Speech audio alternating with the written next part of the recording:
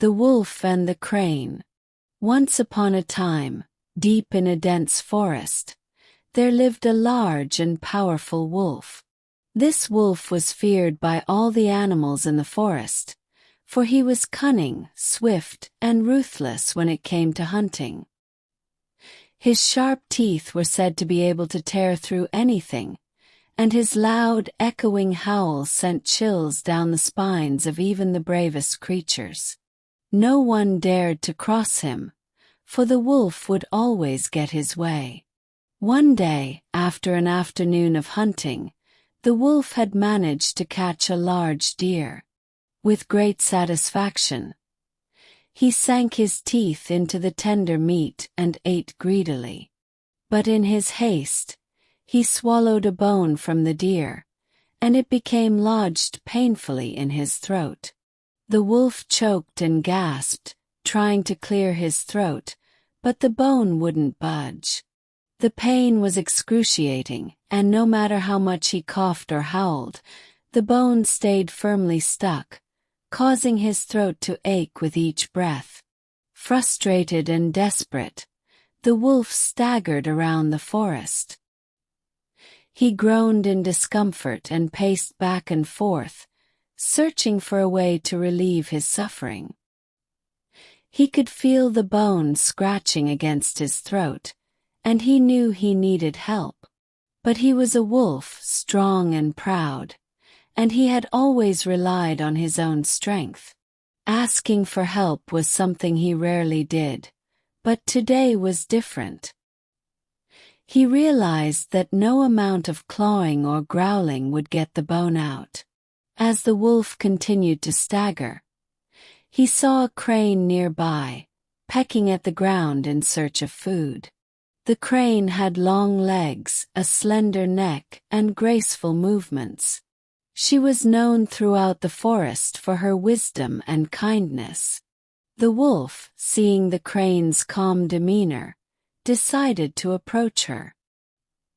He figured that she, being a bird with a long neck, might have a solution to his problem.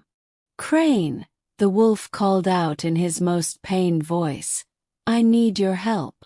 A bone is stuck in my throat, and I can't remove it. I am in terrible pain, and I need you to help me." The crane, hearing the wolf's distress, hesitated for a moment. She knew the wolf was a dangerous creature, known for his fierceness, and was not one to ask for help unless he truly needed it. The crane was also aware of the wolf's reputation for trickery and deceit. But she couldn't ignore his suffering. "I hear your pain, wolf," the crane replied cautiously, "and I am willing to help you. But I must ask that you promise to reward me for my kindness once you are well again. If I help you, I expect you to keep your word." The wolf, too focused on his agony to think clearly, nodded quickly, desperate for relief. "Yes, of course. I promise to reward you generously. Just help me and I will give you whatever you wish. I swear it." The crane was still wary, but seeing how much the wolf was suffering, she agreed. "Very well," she said, "I will help you. But remember, a promise is a serious thing." With that, the crane stretched her long neck toward the wolf's throat and carefully inserted her beak into the wolf's mouth. She peered inside and saw the bone lodged deep in his throat. The crane was clever, and with great care, she gently pulled the bone free. She could feel the sharp edges of the bone scrape against her beak, but she persisted, knowing the wolf's suffering was intense. Finally, after a few moments, the crane pulled the bone out of the wolf's throat. The wolf took a deep breath, feeling an immediate relief. He let out a mighty sigh, grateful for the crane's help. The sharp pain was gone, and he could breathe easily again. "Thank you, crane," the wolf said, his voice filled with relief. "You have saved me from great pain, and I will keep my promise. I will reward you for your kindness." The crane, who had been expecting some form of gratitude, stood patiently, waiting for the wolf to fulfill his word. She had helped him in good faith, and now she awaited her reward.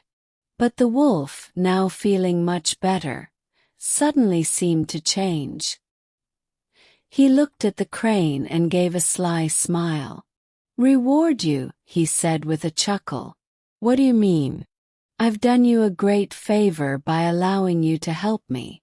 You should be grateful that I didn't simply eat you for trying to help me. You should consider that a reward in itself." The crane was taken aback. She had not expected such an ungrateful response from the wolf, especially after he had promised to reward her. She had helped him with the expectation that kindness would be returned, but now she realized that the wolf had no intention of keeping his word. "Wait," the crane said, feeling her anger rise. "But you promised. You swore that you would reward me for helping you." The wolf laughed mockingly, his eyes glinting with amusement. "Promises? You should know better than to trust a creature like me. I never promised you anything of value. You should be happy to have helped the mighty wolf. That is reward enough for a creature as small as you." The crane was deeply disappointed by the wolf's betrayal, but she had learned a valuable lesson. She had helped him without expecting anything in return, and now she saw that some promises, especially those made by untrustworthy creatures, were worth nothing at all. With a heavy heart, the crane turned and began to walk away. "I see now that your word means nothing, wolf. I will never ask you for anything again." The wolf, watching the crane leave, felt a strange sense of satisfaction in his victory. Yet, a small part of him wondered if perhaps he had gone too far. But the thought quickly passed, and he returned to his forest lair, leaving the crane behind. The crane, wiser than before, flew back to her home in a quiet part of the forest. She felt a sense of sadness but also strength. She had learned that sometimes good deeds are done without the expectation of a reward, but that doesn't mean they should always be done in the hopes of receiving something in return. Some promises, she realized, were simply empty words. And so, the crane continued to live in the forest, helping those who truly deserved it and being cautious of those who made false promises.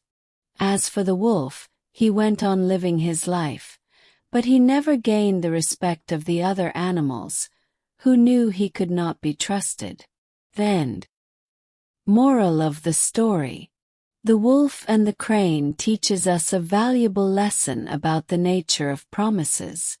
It reminds us that not all promises are meant to be kept, especially when they come from those who have shown themselves to be deceitful. It also teaches that while doing good for others is important, we must be careful of those who take advantage of our kindness. Trust and gratitude are essential in any relationship, and sometimes the reward for doing a good deed is simply the satisfaction of knowing you did the right thing.